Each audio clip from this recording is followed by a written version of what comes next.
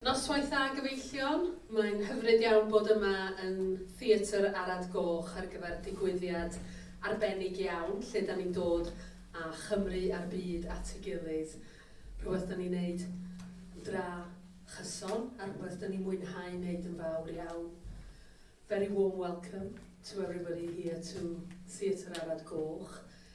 We really enjoy, at Arad Goch at least, we enjoy doing things that brings Wales and the world together. We have a festival every 2 years, an international festival of theatre for children and young audiences. But this evening, Arad Goch is just the venue. And the event is hosted, of course, by Literature Across Frontiers, in collaboration with a myriad of different organisations, both here in Wales and also in Quebec. Da ni falch iawn o gael cefnogaeth rhaglen Quebec Cymru ar gyfer y digwyddiad heddiw. Mae'r rhaglen yn un o'r rhaglenni sydd yn caniatáu ni i weithio'n rhyngwladol, rwan bod rhai o'r ffynonella wedi sychu bod ni ddim yn cymryd rhan yn rhai o'r rhaglenni oedd mor werthfawr ar gyfer cyfnewid rhyngwladol. Mae yna un gair yn gyfrifol am hynny, ond ei ddim yn ngano heno. This particular programme, the Wales-Quebec programme, is very important really because it allows us to continue a lot of international work. And we know that because of the political situation and the political decisions that have been taken at the UK level over the past 4 or 5 or 6 or 7 or how many years we are now, it means that some of the really important funds are not available to us as a non-EU state. And so we need to make sure that we can continue our participation in international exchange, also as a European country, because whatever the political situation about the UK's relationship with the European Union, Welsh, but also English too, continue to be European languages.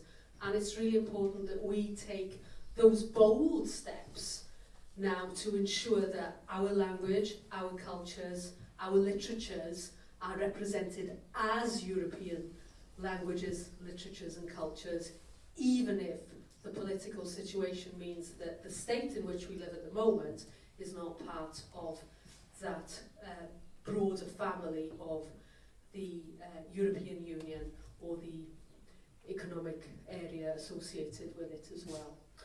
Anyway, the beginning of this journey, okay, we could say that it started right at the beginning with Ned, with Mercator, and then with Alexandra joining us in 2001 and so on. Or we can say, well, actually, the beginning of this particular project this evening started around about 5 years ago, if I recall. We were in Brussels, and it's actually very apt that we're here in Arad Goch this evening because we were in Brussels in a meeting, and I think that there was Jeremy Turner also from Arad Goch at that meeting as well, because it was a programme that we were coordinating as Literature Across Frontiers. And we were at that meeting and we met Marie-Antoine Marie-André La Montagne. I was going to say Marie-Neige and then I got completely... So Marie-André La Montagne. And she spoke to us about the Metropolis Bleu Festival that takes place in Montreal every year. And after that, we had a further conversation with her, and we had a further conversation with the Quebec Council too, and we were invited over there to participate in the festival and also to start an exchange programme and so on. And that's what started there really. And of course then, COVID struck, the pandemic struck, and I think we went over to Metropolis Bleu over in 2018. We started some programmes, and then of course we had to put most of the plans to one side. But now we're really pleased that this year we've managed to get things off the ground, and that Fflur Dafydd went over to Metropolis Bleu just a few weeks ago, and that we are happy to have Christian with us this evening, and Fflur Dafydd, and that Christian, you will also be going to Carmarthen, i'r Egin, and to the Botanical Gardens on Saturday to do another presentation there. Bah, quand je t'ai connu il y a quelques instants, on a commencé à parler français, et maintenant ce soir, je parle que de l'anglais et un tout petit peu du gallois, mais j'espère que pendant les jours où tu es avec nous, qu'on pourra parler aussi de la littérature, mais aussi de la politique, de la culture et de tout ce qui nous rejoint les deux pays, le Pays de Galles et le Québec, et ce qui est important pour nous à cet instant, ce qui a passé dans le passé, quoi, et nos espoirs pour le futur. Donc, I will now, bod yn dawel, a fyddai'n paso ymlaen i ofyn i Sian Melangell ag i Christian i ddod ato ni i gynnal y noson braf ni heno. Mae yna ddigon o win, mae yna ddigon o fwyd ar ôl, ac os ydych chi'n bod yn dawel iawn, gewch chi mynd i'n ôl beth, ond fel arall bydd yna fwyd wedyn. Croeso cynnes i chi'ch dau. Diolch, Eli.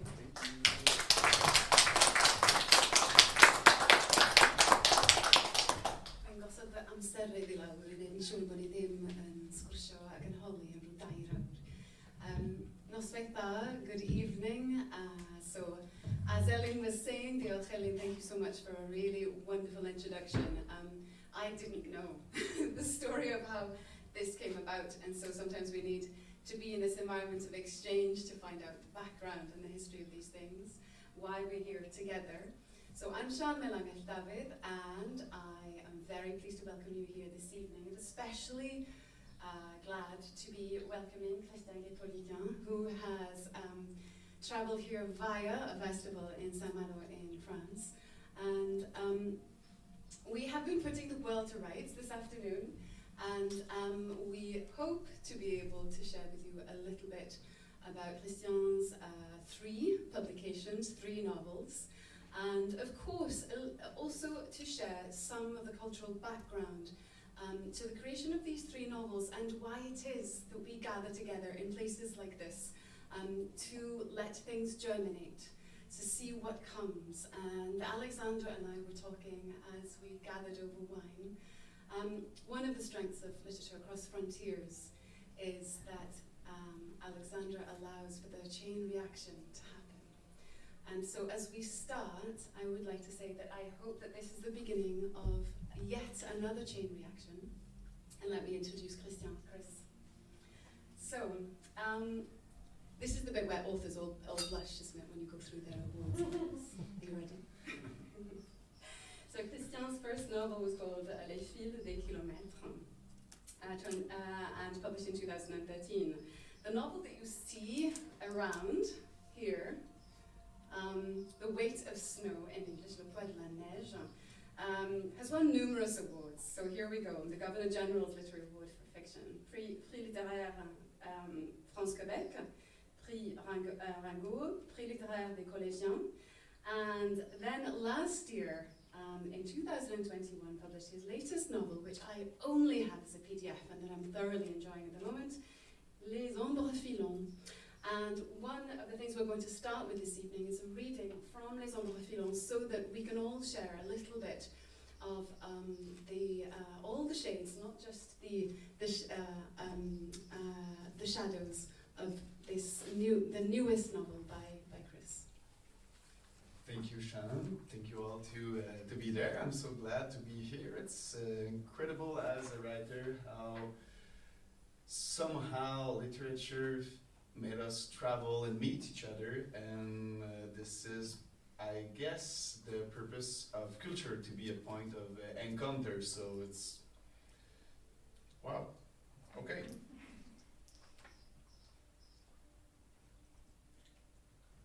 The forest is the beginning and the end. It was there before anyone could see it, and it will be there after sight has gone. It is the epicenter, the knot, the refuges, the cell. It fascinates and fills us with dread. Under its clock, encounters are few and decisive. Time, its life force, its disorder and chance, its shadows merge, its murmur is heard from all sides. It is the opposite of anything that thinks.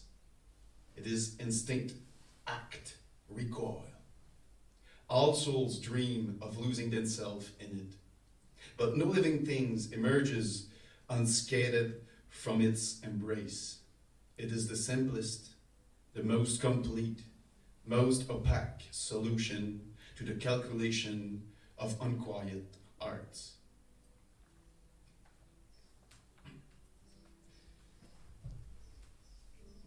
"8:05 p.m. I'm following a 4x4 track on the edge of a fallow field. The spruce push their heads timidly through the jungle of greedy young deciduous trees. They are somber, planted in endless rows by reforestation teams.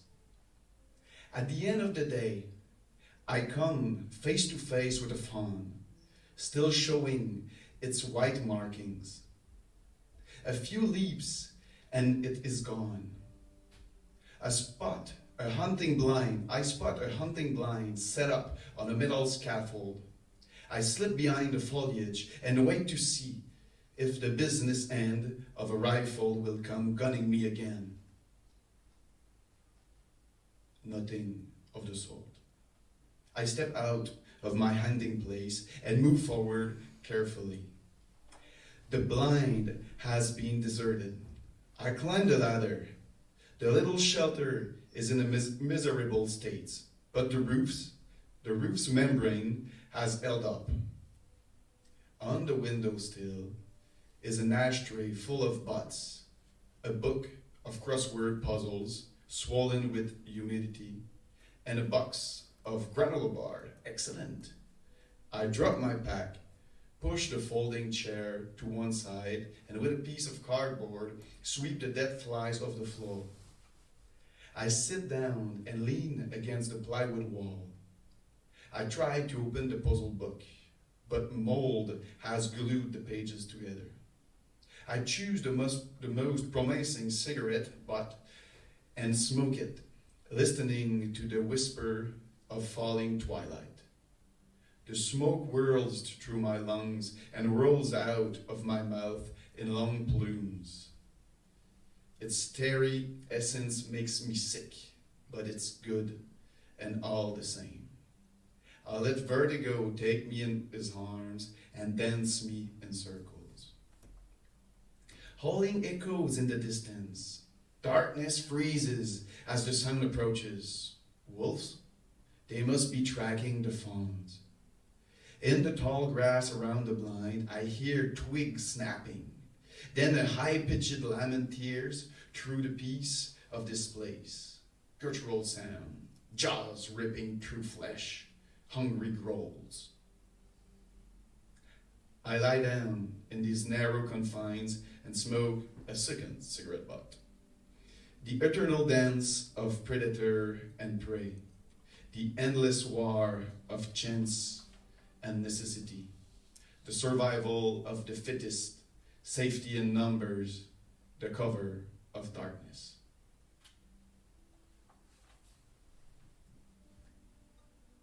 "7:30 a.m. There's no path through the sector. 3 days of orienting my compass, with my compass. The forest is dense and voracious. In their savage competition for sunlight, trees and plants take all the space they can. My progress is slow, but I keep moving forward, every day closer to my goal. I sleep where I can, and I take off again at first light. I cut my way to the green wall of flora, the dusty roads, and the yellow eyes of the beasts. I have a good supply of food in my bag, and my hands can still grasp my walking stick. Everything ahead of me awaits, irremediable. Everything behind me has stopped existing. Soon, already, again, shadows proliferate beneath the canopy. And despite my will, my knee is beginning to weaken. I come upon a narrow clearing, an opening in the endless ceiling of leaves. This is where I will spend the night. I nibble one crackers with peanut butter, then changes the bandages on my shoulder. I would love to make a fire, but I don't want to risk attracting attention. I hang my pack from a branch, unroll my top, and get into my sleeping bag. And all ooze among the trees. Above, the starry slate of the sky contrasts with the forest's robe. Mosquitoes buzz in my ear. I chase them off, turn once, then again, feeling the knots on the roots beneath my aching body. I am exhausted, but sleep does not oblige. My hands behind my head, I question the nebulous stars in the sky. The faces of the men and women I have met since the power went off haunt me. I wonder where they are now. Hard to say. The world from before has been buried with its interrupted destinies and promises. The world after is uncertainty, and it's better not to listen to that. Between the two, everyone is doing what they can to give meaning to their lives. A rustling in the dead leaves put me on my high alert. I lift my head and I'm blinded by the night. Twigs crack. I tell myself it's only a shriek of a raccoon. But the fear of the wolves and beast won't leave me alone. The darkness that reigns beneath the tree absorbs everything as I listen to the reassuring ticking of my watch. I fall back onto the top and hope deep sleep will come, knowing very well that the forest never rests.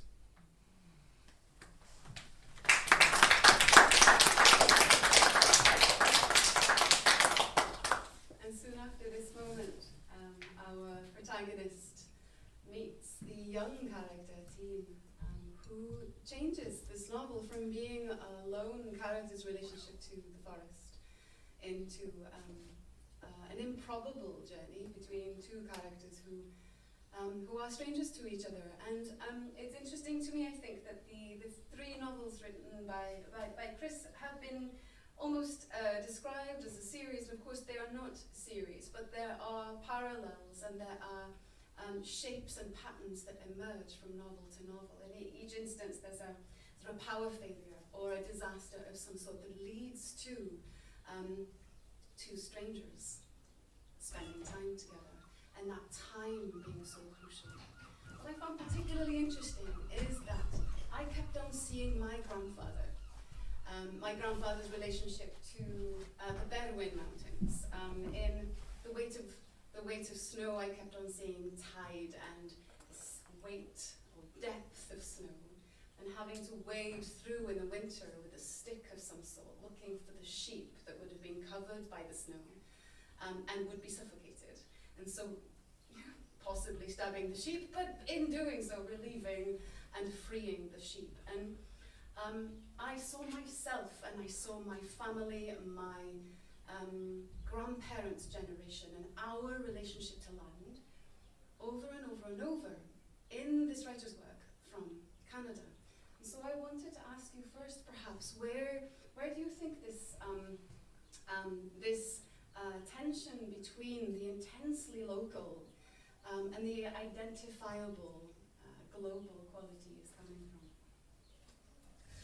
Well, it's a good question. I mean, but the first tension, about the local and the global, I think it will be just in the details, in the reality, and not in the concept, and because everyone has, you know, a reality and the relation, for example, the relation with nature. Nature, I don't like the word because it's an abstract thing, you know, but let's say with the environment, and in doing so, it's not that we have, the fact is, I'll gather my thought in English, so it takes some time, but with a real relation, I mean, with nature, it's not that nature it's a place that it's enjoyable and good to rest and no, nature is completely indifferent to us and our destiny and our life, so we just interact with them as an environment, and we just deal with it, and by dealing with it, we have the same gesture, the same action in a country or another. And struggling with snow, we'll be struggling in the forest, or struggling, you know, with rocks or whatever, will be the same. It's just a kind of a state of mind, a state of humility, you know, in front of the passage of the seasons and different kind of weather and everything. And this state, this, I guess, human mental state, disponible, humble, but in action, I think it's just a human thing. And it's so struggling in snow in Canada, or like your grandfather here, it's quite the same. And it just reminds us that we're so small,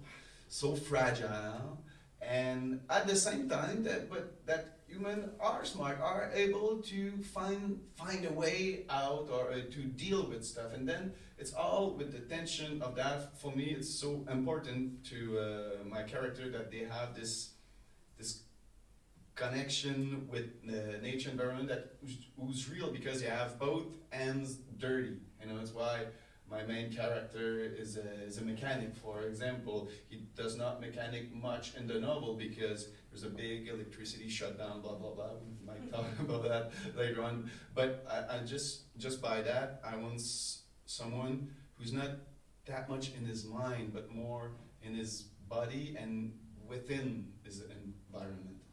I think this is one thing that's missing in so much literature, because we think of literature as something that's about words and about thought. And I responded very much to the presence of the human body. And I might go so far as to say human body as animal body. And our proximity to dirt, our vulnerability, each instance in the weight of snow, how the narrator, to all purposes, really should have died, and his community, more or less, leave him to die, if it wasn't for this one man who was bundled with the storyteller and told to get on with it and see if in fact you would survive. So there is both this human energy force to get on with life, despite the odds, despite great odds, and this vulnerability, the broken or the bandaged shoulder in this case, and how easy it is for these things to go wrong, and then how we need each other for that. But this is the point, how we need each other. You know, we realize, you know, doing a first, a second, and another novel, we might all do that. Are we all always writing the same, or how, you know, how some teams just, you know, get through us that we wanted or not? And this is the thing, how, I mean, this is a huge, you know, and common thing, how we need the others, how much we need them, how absolutely we need them to exist, you know, like the Robinson Crusoe myth, you know, it's all about that, you know, and especially the rewriting from Michel Tournier. I don't know if you guys know it, like Vendredi ou les Langues du Pacifique. I don't know, it's the rewriting of the myth, whatever, but how much we need the others. Rewriting of myths later. Yeah, I mean, but and then I realized that in my 3 novels, you know, I did the same, you know, like. And I'll just give a fast resume of each one. But in my first novel, and this another thing, you know, we realize how much that we write from who we are, and who we are, it's a mix of all our surroundings cultural, geographical, family, etc., etc. But then finally, I read 3 novels who are really like North American themes, and it's kind of really cliche, but cliche exists. And one about the road, then about the snow, then about the forest. It was not the purpose of it, but still, this is it. But in the first novel, on the road, a character wants to, see his father who's sick at the other side of a huge country who's not named, and we don't know if it exists or not, but he had to drive like 4,000 miles. And the weight of snow, that was in Running on Fumes, sorry. In the weight of snow, there's this character, it might be the same or not, with 2 broken legs, who wanted, who needs the help, as you said, of an old man finally to help him to get better. So it's a remission novel. So it's all about the relation of those 2.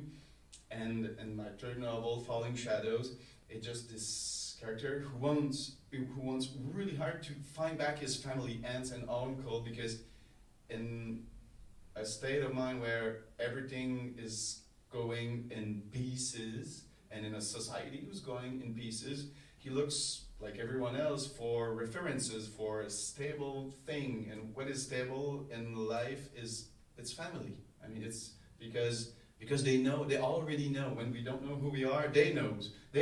So it might not be true, but we think that way. And so he go across the forest to find them, because they are in the hunting camp in the middle of the forest, of course. And then it's all about that. And if I may continue just a little, the encounters are at the source of all that. Well, we all know that in literature, but it's still in my last novel, Falling Shadows. I mean, my character is like a donkey, a bit not stupid. It's maybe too hard to say, but just like really like he will get to his goal anyway, and he has his way to go, and is really like low profile, and to try to just avoid anyone or any risky situation, and he goes and he goes and he goes and he goes, and that's it. But this is not the life, it's like if his journey is an anti-journey kind of, and until he met this young boy who just pop up like a kind of anti little prince, let's say, like, because he's this little boy, he talks much, he steals, he's messy, he's loud, and so it changes his journey from a way completely to the other, because now he had to go with him to see directly other people who might be dangerous in this context or not or whatever, but it's get more complicated. But others, what I want to say is, with others, life is more complicated, and deeply down, it's what we need and it's what we want. It's exactly what we need, a complicated life, because it's with others. It's not simple as the donkey is doing his journey. So it's why we need the others, to not be donkeys. Let's not be donkeys. Take that one away. Beautiful explained, thank you. In The Weight of Snow, I would say also what's intensely present isn't just the physical need to have help from the other, but that the other is a stranger, and in that case not a family member that he's seeking, because in effect he's been separated from his family and or abandoned. Still has thoughts of sort of quite positive thoughts in some instances about the family despite that abandonment, and I think it says a lot about who family can sometimes be for us, but how we need strangers more than our kin sometimes, or we need whoever is there. And the way it's depicted by the sharing of a bath, the carer taking the bath second and then having the dirty water, the quotidian making of black bread and soup, and the sharing of soup when visitors arrive with some other sauce, some other thing, firewood, or whatever that they need, and the reaching out to the nearby village, and that there's a sense of danger in that, and keeping for themselves what is needed, but equally measuring what they need, and that relationship between us and the other. is present throughout much of your writing, I find. Yeah, I try to at least, but like in The Weight of Snow, my two characters are quite opposite, and that's the sense of it. The young man has two broken legs. He doesn't talk anymore because it's like decide not to, and he's just waiting, to get better. But if it will die or not. And the old man, he's in shape. He's really exercises daily. Yeah, exercises daily, but his mind is really sharp. He's flexible. He's talkative. He's a reader. He has a lot to say. So there are really two different kind of person who are stuck in a house like hostages in the middle of the winter with the snow and with the power outage. And so they are there, and so how they will survive. But the thing about surviving, it's not surviving. It's not about food and warmth. Of course it is, but it's not the body surviving. It's like, how do we survive as human? How as a way that we can relate. So has the 1001 Night with Scheherazade, like how come her telling story saves life, because the king kills every wife that he marry every day, and she kept telling story to save life. But there is a link between the fact that we can speak and tell stories and surviving existentially. It's like it's all about that. And there's this point in the novel where the old man say, you will talk, or we both die. I'm not staying here with you in silence, or talking alone. And so this always, comes until he starts to, the main character starts to speak, and then the relation evolves, of course, and then they survive. And talking of survival, when does he start to speak? He starts to speak when survival is truly at risk, with the fire, sort of. So it's a breaking moment, isn't it? Yeah, but it might be a trick from the old man, always have in mind that. But this is just one thing. The old man's let their In a cauldron. In a cauldron, on the stove, and then with something near, and then it burns, and he just went out, So the young boy, he cannot move. He's in the bed, two legs broken. Says, "Hey, fire, fire!" And then he said, "I knew you can talk." And then it starts, So Yeah. There had to be a way. So survival at the core. And I wanted to ask you about the origin stories behind the novels, because yes, we're identifying patterns and recurring themes, but in particular patterns where a person gets put in a situation that's completely unavoidable, and that there is a scenario going on, but each is so absolutely individual. What is the origin story? Is it what you've just told us, it's about this, or is it the two characters, the enclosed space, the lockdown basically of two people? But at the very beginning, what I wanted to write a story about an intergenerational friendship. That was it. I said, but because good stories don't make novels, so I say, well, maybe it's better if they are not friends at the beginning or even at the end, So, but I wanted to explore how can two, like I explained a little bit earlier, two different persons, and really with different ages can relate, can bond to each other, and in a hard way can develop a love to each other, a deep love, even if it's dark and there is a lot of interested moves and stuff, because the old man, he's helping the boy at the beginning because he will get in return something from the people in the village who didn't know what to do with this injury man, So at the beginning it's all calculations, but this, when I think the novel go back, what I tried to do, it's not important at the end. It just, like you said, with the people we're with. And, you know, in an electricity shutdown, we're with the people we're with. Punto. It's like, because there's no way to have a virtual relation. We have, you know, 30 kilometers around. That's our world now, and this is it. So I like that how love, you know, friendship and attachment can emerge slowly in a, you know, conflictual relation. And we're sort of reduced to our ancestral skills and what human connection really is without the props. Yeah, although he has the car. Yeah. A rickety old car. Yeah. So I guess that question is leading to the title of the series of events while you're in Wales.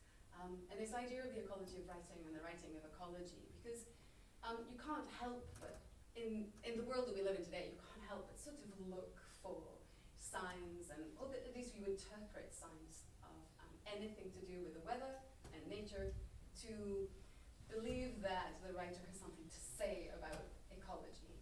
And what we have, especially in the wake of snow, is what we think of in Wales certainly as extreme circumstances of snow.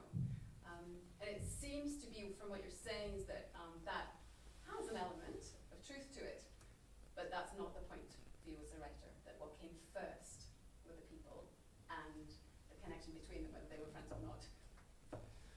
Yeah, and like majorly with, I mean, with the, you know, the climate change, or, you know, the planets of writing, with, I think, you know, thinking it through like last few hours, but I'll say, you know, there's some things I found myself fighting against in all my novels, and it's, for me, it's obviously related with climate change. It's, and might make links there with, you know, in Quebec, where we're a you know, small bunch of French speaker in a ocean, you know, of English speaker, as here that you are in well, but it's also just the way, you know, all the manual workers as well sometimes are really like in a separate island, you know, say, oh, okay, you know, workers, you know, they work with their hands, they're not educated, they're not interested in 2 books. This is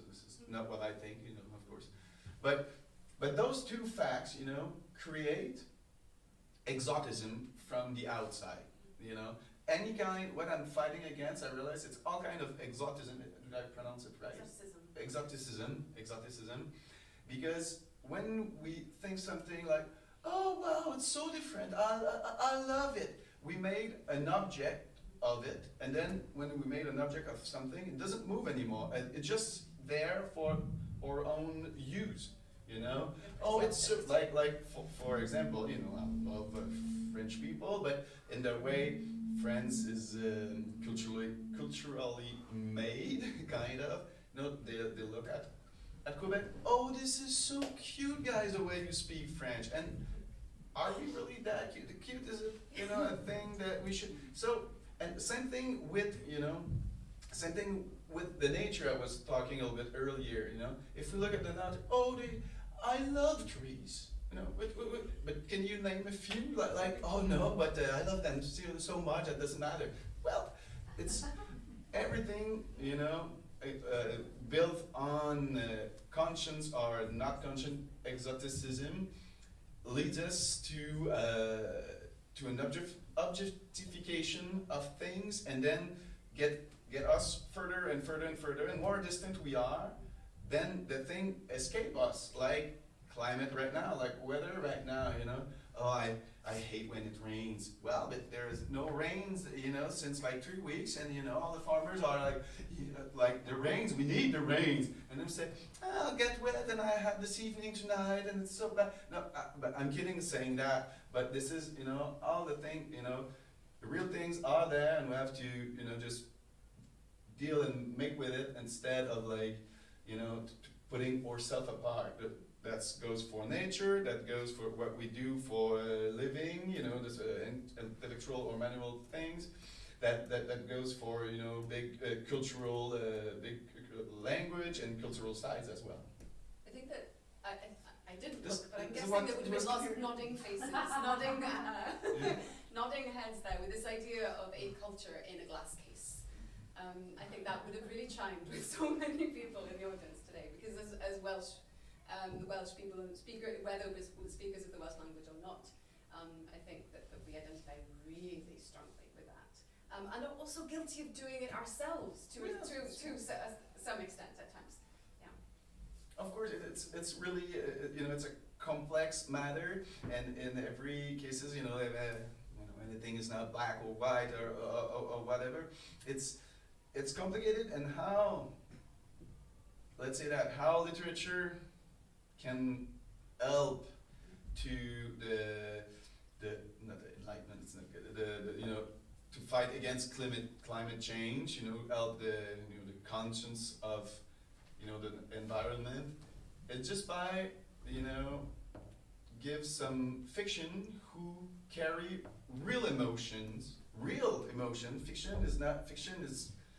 is real. and those real emotions carried by fiction help us to put words and to identify some reality that has to be identified out in our contemporary world. You got me thinking about the last line in The Weight of Snow, and this kind of return to topic and the importance of not letting vital topics go and looking at them from different angles, and being okay with your own obsessions and being okay with saying I'm sticking to this topic. It's that important. So the last line here in The Weight of Snow. Well, I'll give you a short last paragraph. The ground is spongy, and the young ferns are feeding off the last autumn's dead grass. I lift my head. Before me, the tall spruce stands straight and black. They mark the end of the village and the beginning of the forest. If you think back to the reading that Chris gave at the beginning of this session from the novel that follows this one, well, beginning of the forest, and the forest is the beginning. And that return, that loop, there are so many subtle little hints at that, I find, that almost you can, in returning to the text here, you sort of see the fabric of how one novel belongs to the other. And then they deserve revisiting for that reason. Can I ask you about an obsession of mine? We've covered this one already, kind of. And one obsession of mine is slowness and time. And one thing I should share with you, audience who haven't had the chance to flick through The Weight of Snow, is that time is not marked by chapter numbers. Time is not marked by clock time, the normal chronological passing of time. We have so many different versions of time, from narrative time to work time, leisure time, cyclical time. What we have here is snow time. And the chapters are marked by the level of the snow growing. And it really got me holding my breath, thinking, it can't keep going. But there is a rhythm and a pacing, a spirit to each chapter, and it comes partly from the everyday life of these two people enclosed in this space. There is a very beautiful, but also very heavy slowness. I think we need a lot more slowness in life, generally speaking. But without access to devices and electricity, this seems to have happened to these characters. But it is a quality that I identify in all of your writing. So I wondered if you could say something about this slowness. But first, I really try and enjoy write novels where nothing happens. Because exactly when nothing's happened, everything can happen at every moment. So that gives a narrative tension, so it doesn't need to have like some firework at every page. Sometimes just the way someone will, turn a cup in his hand, will have enough meaning to fill, a chapter. So this is one thing. And then about the chapter and the weight of snow, yeah, they're marked with, the level of snow. And doing that, it's just something like, at the beginning I said, oh, that's funny. And then I thought, oh, that's maybe, that's a nice idea, because play, what's a novel? It's as well, it's a thing, it's a thing that, seems weird what I'm saying, but, it's an object, and we're so used to the form novel, where really it's a cultural thing that pre-exists, that we know, okay, a novel has some chapters, some short, some long, blah blah blah. But titles of chapter, it's 1, 2, 3, or it will be the chapter where the two men meet, and then they meet in this chapter, and blah blah blah. So it's like, okay, but what if we can give an information in the title of the chapter that subtract more information that it gives. It's like, how can we honestly lie to the reader?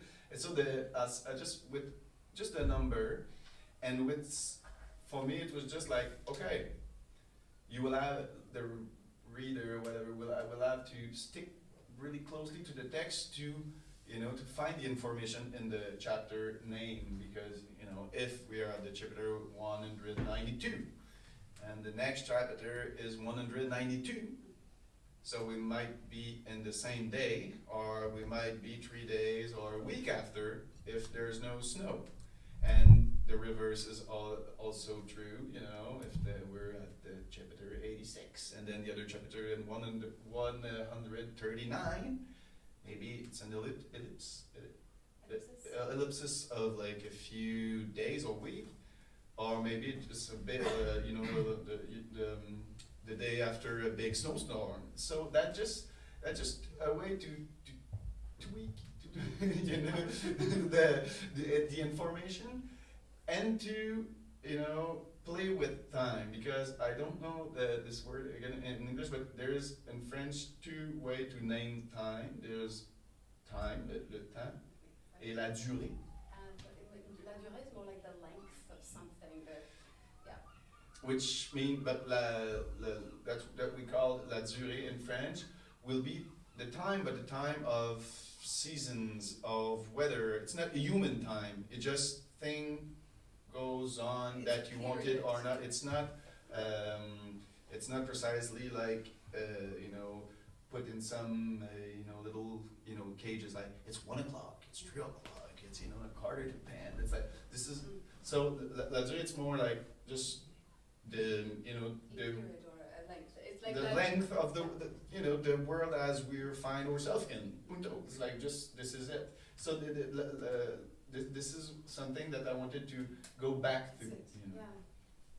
And it also, again, it sort of renders the characters animal again, because time is a human concept. And in your recent novel, equally, there's a sense that they're responding to time and noting it by it is dawn, it is afternoon, rather than it's such and such a clock.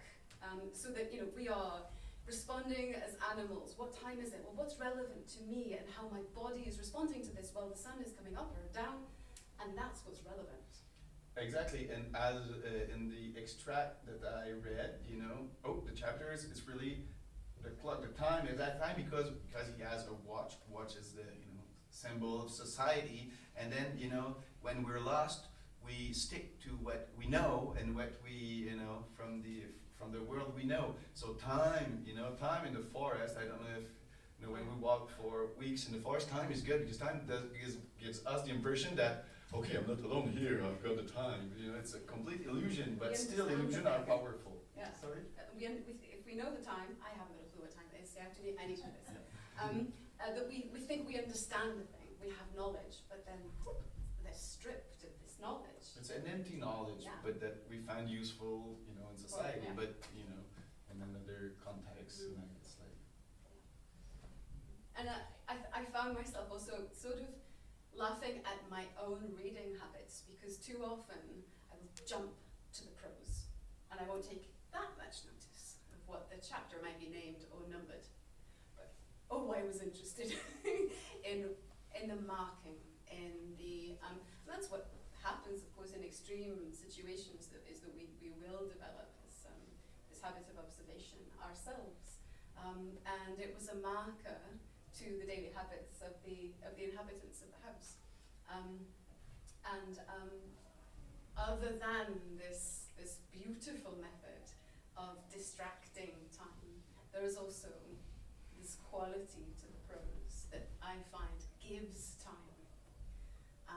to you as a reader to spend time with what is happening, because it's very careful attention to what is happening, what is really, really happening. And I really liked what you said about sort of novels that where nothing happens, whereas in fact everything happens. And I'm going to dare suggest something. And I would not dare, perhaps, if I hadn't been living on and off in France for some time, until recently. But it is a quality that has become apparent to me, that French literature from France does share that quality of appreciation for a little more stillness and less of the page turning. Would you agree with that? Yeah, I mean, like the mainstream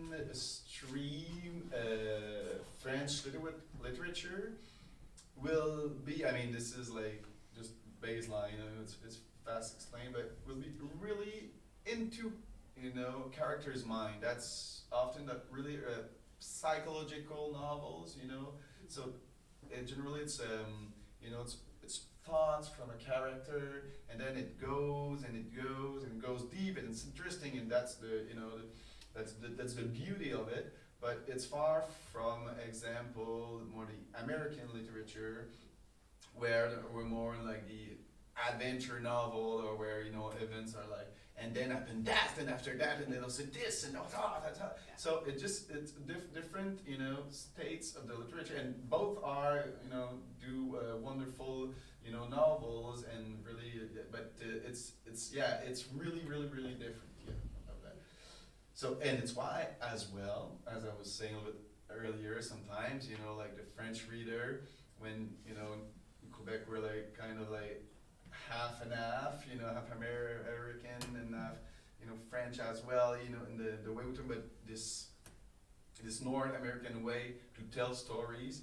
It creates a lot of like exotism, when it's viewed from France in general. Let's say it's not all true, but in general.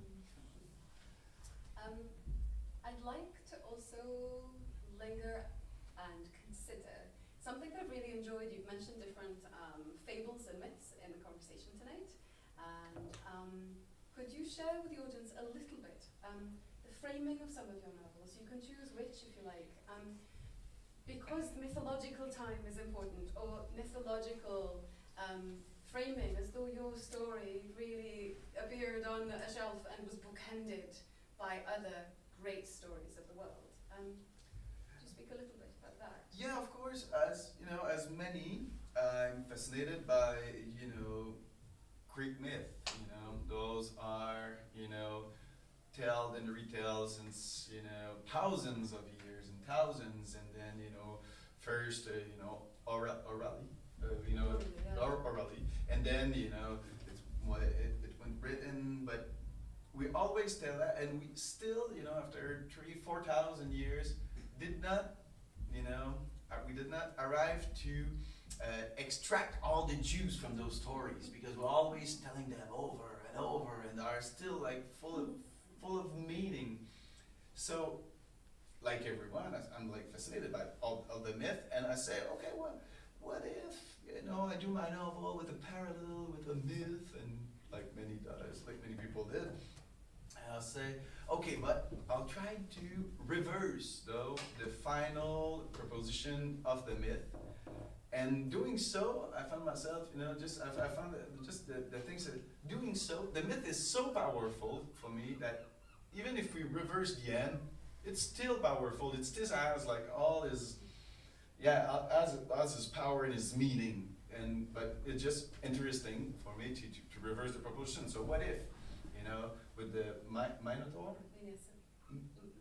Minotaur, yeah, and Thésée, the little Theseus, Yes. who comes into the labyrinth, to kill the Minotaur. What if there is no monster in the middle, of the maze? So look for it, and then, the seeker can he become himself the monster in the middle of the labyrinth? Looking for the monster that we invent, that we created. Can we, So it was just that. Is it? Can we become the illusion that we invented? That we created. It's like that. And in The Weight of Snow, I tried to do the same thing, and with Falling Shadow, I said, okay, well, there's no recipe there. I'll try something else. But in The Weight of Snow, with still in the maze, in the middle of the maze, I said, okay, with the doll in Carrots, is that the okay? So imagine when they flew. When they flew out of the labyrinth, of course, like Icarus, the young burns his wing near the sun for the seek of the absolute and blah, blah. But what if, the young do, as his father says, and his father said, my boy, do what I tell you to do, not what I do, And then what if, Icarus just fly like his father says to the other shore, and the Dallas, behind say, hey, I'm old and I have a huge hunger for absolute, and I'm going to the sun. So what if it's the old man, the crazy and the beautiful way of the two, So it reverses a myth, but it's still the same myth for me. But it's a little bit the same thing with my two characters as well. So I like just to use a little myth to dive into myth to jungle with meanings and old meanings that are were told way before us and will be told way after us as well. Yeah, and what's beautiful about it as well, I think, is because, in particular with The Weight of Snow, it takes place in such a small place, and then to have a myth of flight and a sort of a myth of escape, then everything is put in a new context all of a sudden. And I'd like to share with you also, goodness knows if this was anything to do with you, but how visually impactful and very beautiful it is to arrive on the page and to be so fully aware of different voices. So the myth will appear like this. And then you see very short chapters in many cases, of no more than 2 pages long, if I'm allowed to call them chapters even. And that also sort of contributes to this sense of a life lived in moments, and potentially this suffering narrator is unable to express himself more than just a spurt and then pause and then a little more. And then you have this beautiful contrast between the physically able and the flight, and us knowing the story and that being challenged, but nonetheless that ability to soar. And our hopes for this character to be able to survive in some way, the sort of desire that we have as human beings to see others succeed, to see them get out of this trap, in a sense. So I think that it's offering a sense of empathy that goes beyond. I see Alexandra with a microphone. Thank you. I'm going to offer, let's take a teeny tiny pause. Do you want me to get you water or wine for questions? I have wine. You're good. Right then. Excellent. So does anyone have a question in the audience? I can sort of see people. Is it roving mic here?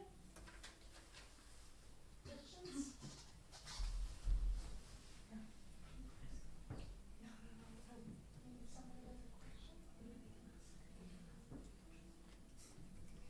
Anyone? No? Really? I'm looking I'm looking first, of course, towards the likely subjects. I do have some more questions for you. Should you want to take a few moments to think about where we're headed. I have a question. Yeah. Thank you for your reading. I really enjoyed it. You mentioned Michel Trudie and the Vendredi du Pacifique. You know, that novel famously turns the tables on Robinson Crusoe and sees the novel from the point of view of Man Friday. And there is a clear kind of anti-colonial political thrust to that novel, as well as being a very beautifully written novel. Yeah.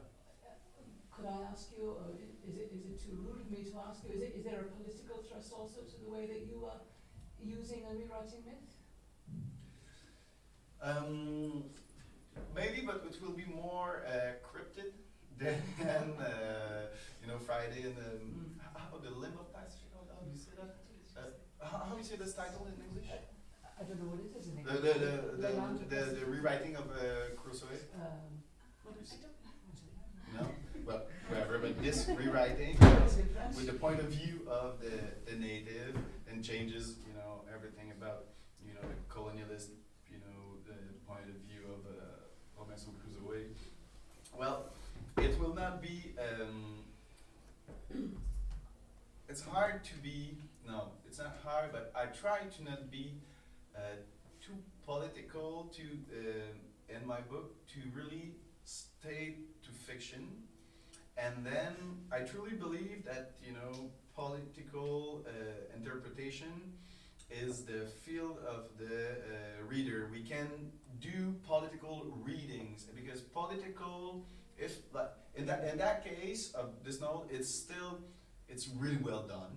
And I'm not Michel Tournier, but I'll say the reader has all right to do political readings from novel who the author did not realize that his writing were politics or not. So it's always there. So in the fiction, if we politicize too much a fiction, it will be attached to some event, to context. Like for example, those things happens, but it's not political at all. It's just funny. Every time there's a big snowstorm in Quebec, someone say, "Oh, the weight of snow," and then. But if this is just an example, but I say that we use the fiction to explain something, or like if it's not too political and if it's cryptid, then as readers we have all rights to make a political reading of it.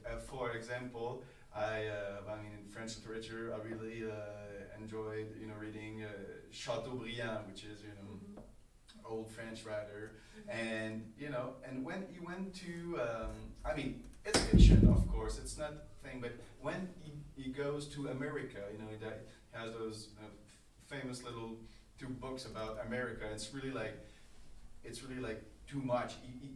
The nature, the fish cannot see the bottom of the creeks because there are so many and so big fish and blah blah blah. He's a romantic. It's like it's a way to approach it. So it's of course it's fiction, but doing so with a perfect example of eco-criticism, we can say, oh, it's funny. At that time of romanticism, and with the nature at that time, the state, of the environment in North America at that time, this is the imagination of someone. And then we say, okay, we can do so. And today, so why the imagination now of today of the environment of the same place? It's really more poor, desertic. There's problematic, and so we can find some difference between the difference of the way or the way that imagination works, in a time to another. I don't know if it was clear, but I try to not be too political, directly to leave room, for readers like me as a reader. I prefer to find things in books than a thesis novel who will say you have to open your eyes on this, on that, and think this and this and that. This is dangerous to be that political. And then as an author or as a citizen, then we can be really political and apply yourself and then come compromise ourselves with some affirmation, and then, but for fiction, I'm kind of like middle of it and try to be careful there. Okay. I wonder It's if I really could question. extend your question to very quickly ask if there is a political gesture, even in the choice of language that you write in. Ah, but this is another way to take the question. But now we're not like in the meaning of the novel, but of course it's something, like probably here as well in Wales, but French, I remember I have an anecdote. I mean, like it's try to be sure, but my young 20s, beginnings, when I starts to write and wonder how so. Why? I wanted, but I was like, why should I read and why? And I asked a lot of like teacher that I had, said, what should we write? What's the meaning, the purpose of it? And everyone had different answers, and no one was really like helping me really because I had to solve it myself, I guess. But at one point, there's this teacher said, write for your culture. And at that time, it was so abstract that I said, what kind of answer is that? Right for it. Because I was looking at that time, close on my problems and identity. I was like, why should I write me? It's something like that. And then, at times, this answer from this teacher, appears deeper and deeper with times. Because I say, oh yeah. We write our culture because we are, of course, we're individual, but life is wonderful but short. But our culture go through us, and then we write it to make it alive. As we like to as we can like to yell freedom on the top of a mountain or whatever. It's just to to make the thing alive, and then there's something political there, as French. This little island of French speaker and in North America, if say I will write and I will make my culture alive, and many others are doing the same thing at the same time, something will happen. And effectively in Quebec, something did happen since the 2005 to 2010. Like many independent little publisher arrive at the same time, like maybe like pop up at the same time. 20 or 30, it's huge for a little like province that we are. And then they allowed a lot of voices like mine, like many of my colleagues, to emerge from the silent. And or culture in Quebec was kind of quite silent, and because there's something that in Quebec, let's do our things and go do our business and be quiet. And there's something there that doesn't wanted to shine, but there's something deeper wanted to shine, but was kind of oppressed. So writing for our culture, it make it alive, it make people alive, and it put names, I think, for reality. We'll not find, I guess, some when we read, for example, when I read Quebec literature. And I, when I was younger as well, and we find something that really corresponds to us because at the details, because it's kind of come from us. It's really powerful, and then there's something there that's really like changes things. Yeah. Culture informing and creating culture. Yeah, exactly. And if there is an important nationalism, I think it's a cultural nationalism. To make the culture like more alive and every kind of art possible, more alive as possible. I mean, of course. Is no question asked? Does anyone have another question? It's Is that working? Is that working? Yeah, it is. Yes. We live in a kind of time of universals because we're on the planet together and so one responds. I'm not trying to say that one is prevented by cultural specifics from feeling that planetary feeling. But inevitably one is coloured by one's background. The little I know about Canadian in English, you know, I immediately could sort of slot what you were saying to what Margaret Atwood's in Survival said about survival and the sense of wilderness and so on, which is very different from the work on landscapes that we have in Wales and in most of Britain. Perhaps you can get some wilderness in the north of Scotland or something, but what I wonder about, it seems to me that often in Britain, within the very urbanised country, we have country in both senses, there's often a kind of tension between the city dwellers' sense of ecology and, you know, I talk about the progressive and city dweller and the country person. And I wondered, what is your own background there? Are you from Montreal? And wilderness, and you know, are these tensions, or can you go straight into the wilderness and not, as it were, take on board what, let's say, farming community, French-speaking, English-speaking, Inuit, indigenous peoples, all of whom make some claim to the landscape and maybe to supporting the survival as well. I just wonder where. But it's funny that personally, you know, I grew up on the countryside, where I'm still living, finally, but you know, I did experiment both, you know, and this is always, it's not a paradox, it's not that as a paradox, but you know, we say, oh, you know, culture, it's more like a city matter, and then, you know, manual working will be like a countryside matter. But it's both are totally false, you know, claim,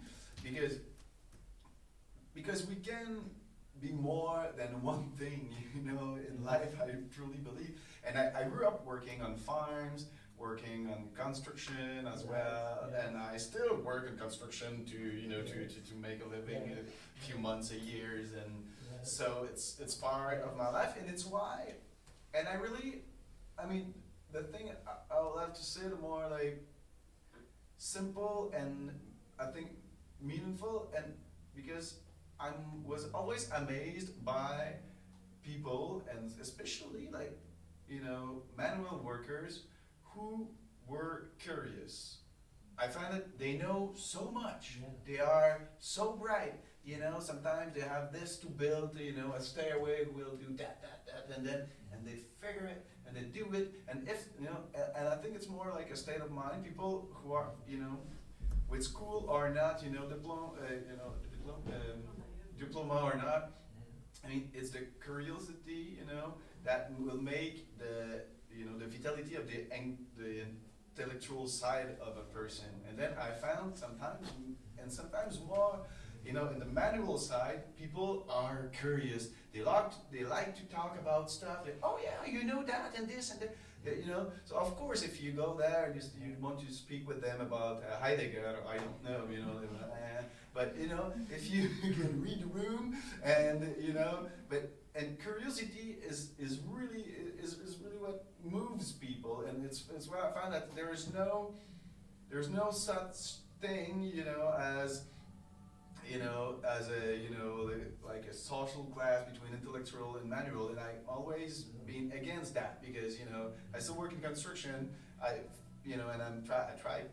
try to finish my PhD as well, and for me it's important to do both, you know, because if not, I'll not be myself, and I have a lot of friends, you know, in that, and another, I mean, it's an example, but I was at that festival in Saint Malo like a few days back, and with my editors, we're all friends, and then, you know, I'm the author, but in France, you know, the authors are the authors, and it's you know, it's still a kind of an exotism for me, you know, and because you know, we were there and we were like folding everything, you know, and because you know, it was the end, and I stay there because my friend are there, and you know, we're having a beer chat, and we're just putting all the books in the boxes and tape it around and put it on the, you know, on the thing, and you know, after a while, you know, a French guy from another city said, "But we never see that."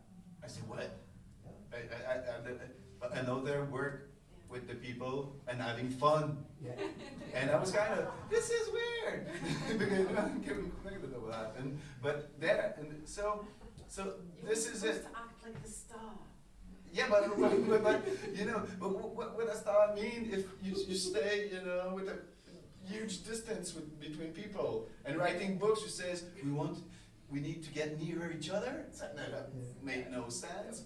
So this is, you know, so I really thanks all those people, and in fact in my life that I work with or went, you know, across, the manual worker who knows a lot, who are curious, who are really, really bright and smart and curious, who I think are, you know, they really inspired me and say, well, I want to, you know, someone like, I want to be someone like that, because there's no, I mean, just, it's always to find way to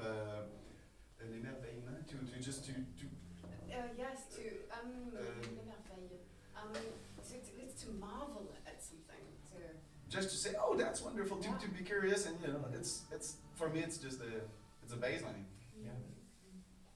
And I really enjoy working on farms and everything. I mean, it's, you know, and you know, sometimes when you work, do like some other will call it boring, you know, and or you know, shoveling dirt, or you know, or fumier,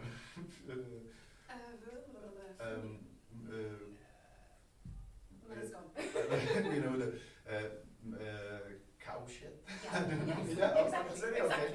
You know, but you know, for you know, so like 2 days doing the same thing or whatever. But then something sometimes happens because, you know, hands occupied, mind is free, and then it's all wonderful. So I'm always, and that's my input. Thanks. Karen.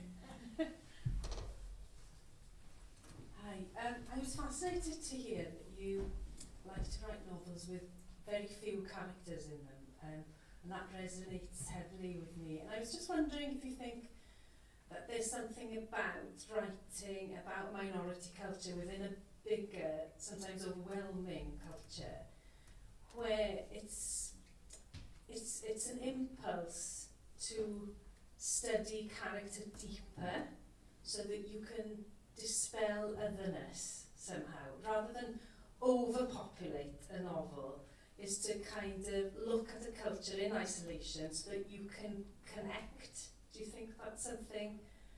It just struck me that it felt familiar to me somehow. Yeah, this is a really good question, and it depends on every book strategies, you know, that we find. So for a book, we find this strategy or not, but like in The Weight of Snow, we have like 2 main characters, and that's mainly it. That helps, of course, it helps to get like really like maybe to paint, you know, better the details of them and their cultural side, you know. So, but at the same times, many characters can give, you know, we can do wherever we want. We just maybe, of course, it's more work, a different way to do it when you have like more like a fresque. A fresco of characters, because it's complicated. Then you always have like characters who are too similar that, you know, that we should like put them together, and then you know, but it depends of the you know, of what we want to do with it. And I'll say that my main character, and in fact until now now it's tough, but I have the same main character in my 3 novels, who are, like you said, it's like all my novels are really independent. It's not a trilogy, but it's let's say a cycle or whatever. But it was not planned, but it's like this. But my character is like, I used the image of the donkey a bit earlier, but he's a kind of he's empty. I mean, it's and I don't know how I did, why it was not, I did not think it through yet, but he doesn't have access to his emotion. It's written at the first person, at the singular, like at the I, but we don't have access. We just have access to what he sees, so I don't know if I can paint him well. He's still like an empty vase kind for me. I mean, but he sees much. It's all in what he sees. So I just, saying that, I just say that every fiction will have a strategy to do so. And if, we want to talk about, minority and cultural, differences, it's funny, and we were talking about that earlier. Like I use the friends example, and hear me well. I mean, just it's a caricature. It's a caricature. It's a caricature, but more or less. I mean, there's true stuff in there. Often in France, they told me, "Oh, it's so bad that we don't hear your accent and your special words from Quebec in your writings, And this is you didn't take exotism. them out. Yeah. So, and I said, well, it's I don't know. It's a choice I made without. I mean, it was natural for me to write in a French who's really simple. It's really like simple international French words. But it's like more, it's real. So that was my thing. But where we can ask, where is the culture then? Well, but I said, for me, they are in the themes. They are, this wilderness that you were talking about. I mean, for my character, of course, lives it because this wilderness for us in Quebec. I mean, it's a cliche. I mean, to talk about the forest, there are so many roads that you say, oh, there is that way, there is 2,000, 3,000 or more, kilometers or miles of forest. This is like, this forest is endless that way, and here there's a village there and there. So, but this way to put it, like all the cultural sides, of Quebec that are just there in the team, how the way they, they do the log wood, the way And the this, skills. the way that, and the way the way they do some chainsaw and blah blah blah, and so for me, again, to desexoticize, like some cultural reality, of course, of the manual, workers, but that means in Quebec for all the countryside of Quebec, because Quebec is two big cities, 3 or 4 small cities, and then full country. So just little villages and forests and fields. So yeah, I don't know if I did answer your question, but it's yeah. Ellie. Could I follow up on that as well, actually? So when you have dialogue in your novels, do you represent a specific way of speaking French there, or do you? No, I actually don't. The particular way to speak French, for me, I mean, this is the outer posture. I'll say, like again in France, if we, it's not to be put in a way that, because in France it will be like the French literature, then the francophonie. The francophonie, it's all those little cute countries who speak French all over the world, to include Africa, where there are like 80 billion people, 80 million people who speak French, and blah blah blah. But France is like, okay, they say we're the main thing, and then so what I think it's for me the solution who appears that I did not choose it. It's like finally if my fictions you know, go to France as, you know, and appears as French literature at the on the cover, and you know when they circulate in the, you know, in all the libraries.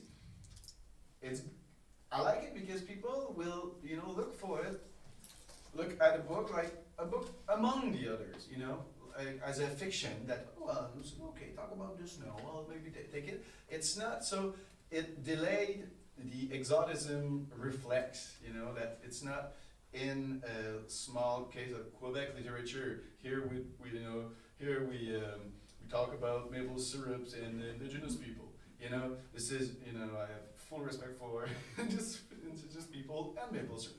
But it's not, you know, it's not the main point, you know. So, but as a Quebec out there, I said, and when we meet the people when we're there, I mean, then this is sometimes I prefer that, oh, you're from Quebec, you know? I thought such was your book, talk about, yeah, this and wilderness and blah, blah, blah, but, oh, and then so I really enjoy it more, and I think for, it push away the scale, you know, the unconscious scale that we put between cultures and different, you know, okay, France, Quebec, and suddenly everything is kind of, it's, you know, with the mondialization that you were talking about, you know, earlier, now we share so much things and blah, blah, and if at the beginning it looked like, you know, it's shady, let's say, and then when you go deeper, then you see the difference, and then you can appreciate the difference, because the differences are not seen and thought by the exoticism.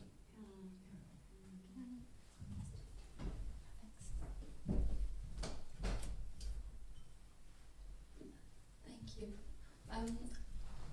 I had a question sort of following from the previous questions, and generally having heard you speak so eloquently about your own work. And you mentioned that you're doing your PhD, and you know, I wonder how you balance being an academic and being a creative writer, because for me, you know, one of the reasons I quit my PhD was because it was making me so critical and so analytical about everything, and when I tried to write, it was kind of getting in the way of looking at life in a more organic way, which I thought was not a good thing, and it took me a long time to sort of unlearn most of the things that I was doing during my PhD in order to be able to write fiction in a more raw, sort of organic way. And you know, I heard you spoke so eloquently, and when you're talking about your characters, the psychology, the language, the politics, the power dynamics, where you come from, I mean, of course, they're there even when you observe life, but as an academic, you kind of tend to look at it very critically. Do you find that inhibiting? Do you sometimes, I don't know, I thought in the beginning that I was reviewing my own work even before I wrote it, you know, when I was trying to characterize characters. So does that get in the way, or do you think it actually helps you? I'm sure it works differently for different people. It might also be valuable for Chris to share what his PhD is about. Oh yeah, I'd love to know that. But it's about hunting stories. So hunting stories in literature since World War II, and you know, Quebec, France, and United States mainly. But you know, there's a lot. You know, those themes are near what I've been talking about, you know, this evening. But it's really interesting what you're saying, and I think it's not just about, you know, PhD or academic attitudes, just about a way of, you know, approaching creation, you know, because when we do academic studies, it's, of course, it's happened like here and above. It's like, yeah, humanity, it's this, and you know, we're just like into our brains and analytic and critical. But the trick I found for me to have fun, to keep going, is first to take my time. You know, it's more than 10 years to my PhD, and I'm really not lazy, but you know, I choose when I wrote 2 novels during my PhD because I choose to do it so, and I said, well, my PhD, I will finish it, but still. But the thing is, you know, in North America, creative writing studies are really popular, and I don't know. For me, maybe it's the it's a false pride. But I say I will never. I don't want to study creative writing. I don't want to do a PhD in creative writing. I don't want my mind to mess too much with what I write. You know, so it's one trick, but still, you know, this is, you know, when life goes and we get older in project, you know, go to another, and you know, and sometimes we, you know, have you know, steady moment, and you know, where times is, you know, doesn't exist for a while, and I look back and I say, oh, it's fun. It's funny how I wrote 3 novels with my soul, of course, because I tried to, you know, to put some of you, but with my head, you know, and how much I want for my life, but for my next novel, my next project, to be written more with my, I'll say with my belly and my heart, my, you know, you know, so something more, maybe more raw, more, so I say maybe, and I found tricks, you know, but because this always happened, you know, and I say, okay, well, what happened if I don't do plans, you know, because I do billions of plans and arrow and then and this and that, and then it goes, you know, it's fun to do. You see things clearly for a while, and you say, okay, I see clearly, but what I see clearly again? You know, it's like, it's always like you feel like you have something that you own and get, and then it's like, what was that again? Because mine is structured like that. So when it comes to creative writing, and I think, and the thing I tried to do since, you know, really not much time, but I say, maybe, sounds cliche, it will sound cliche, sort of whatever, maybe I can, you know, do confidence, avoir confiance. Oui, to have confidence in myself.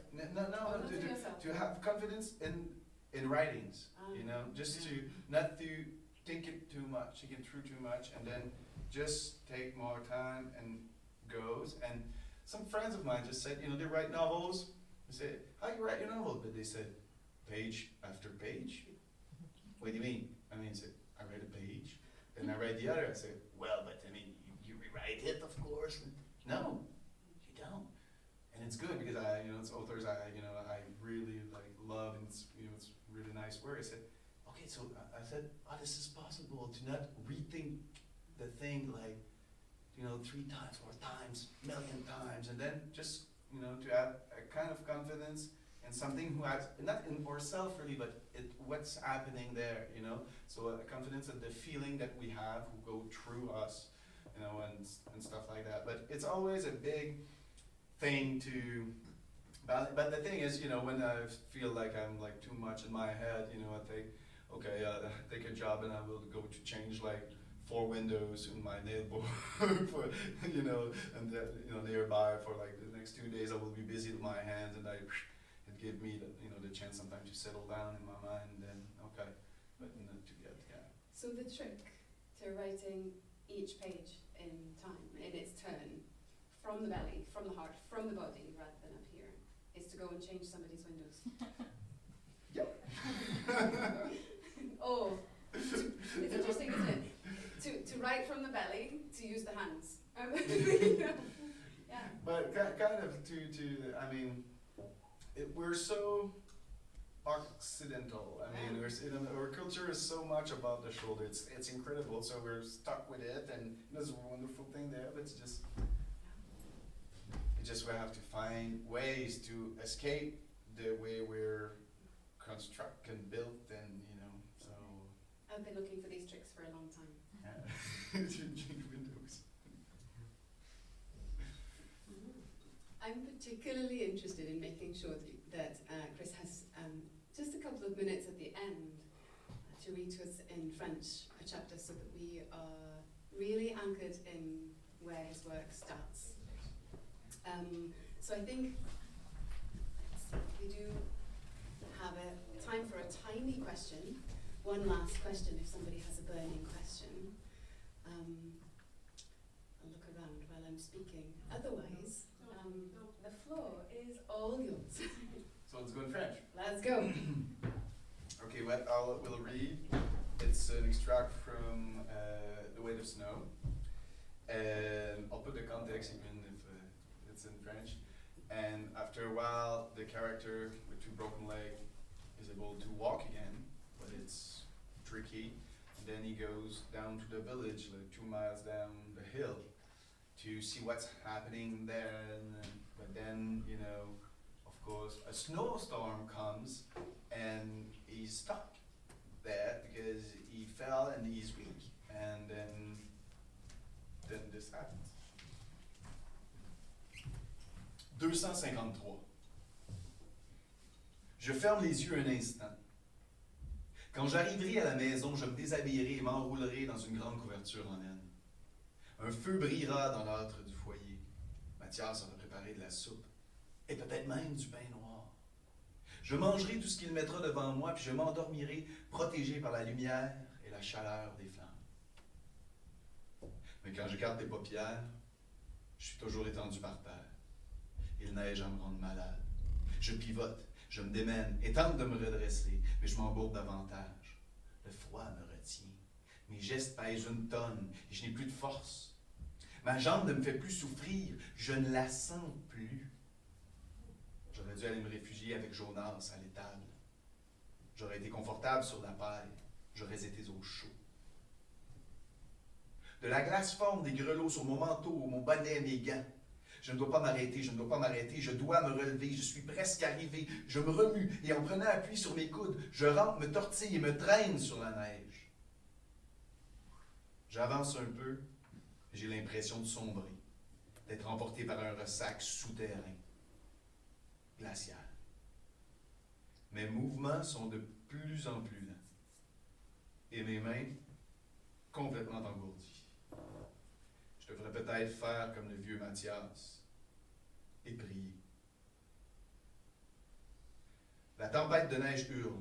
On dirait qu'elle s'impatiente à l'idée de me recouvrir, de m'étreindre, de se refermer sur moi. Qu'elle salive avant de me dévorer. Je me recroqueville pour conserver ma chaleur. Je suis comme tout le monde. Je suis incapable d'admettre la possibilité de ma propre mort. Je tente de rester calme. Mais ma respiration accélère. Je ne peux pas rester là, je dois repartir. La neige est un lit de cristaux tranchants. Il faut que je me relève. Mais j'ai peur, je refuse de finir comme ça, replié sur moi-même, la face au sol. Je rassemble mon courage, me retourne sur le dos, les bras en croix, les paumes tournées vers le ciel. Autour de moi, les ténèbres rôdent, la nuit a faim, et les flocons sont carnivores.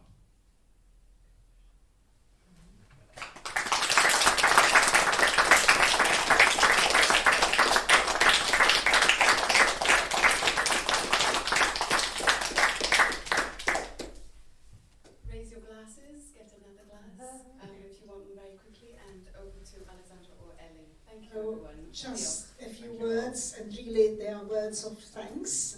Goch, merci, and thank you for this wonderful session. And I'd like to thank also the Welsh government and the government of Quebec who made this possible.